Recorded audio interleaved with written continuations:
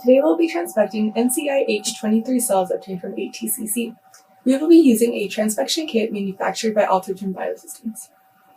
Start by seeding 500 microliters of cells in a complete growth medium into the wells. Cell density should be at 50,000 cells per milliliter.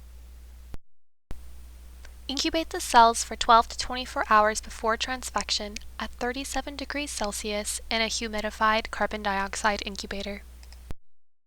When you are ready to transfect, aspirate the growth medium, wash the cells once with PBS, and add 500 microliters of fresh growth medium.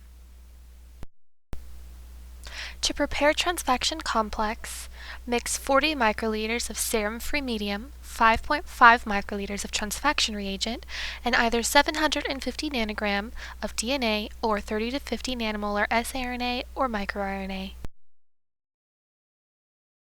An optional step is to add 2 microliters of complex condenser, which increases transfection efficiency, but may also increase cytotoxicity.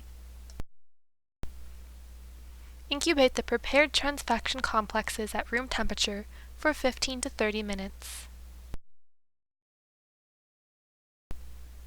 Add the prepared transfection complexes to the 500 microliters of complete growth medium.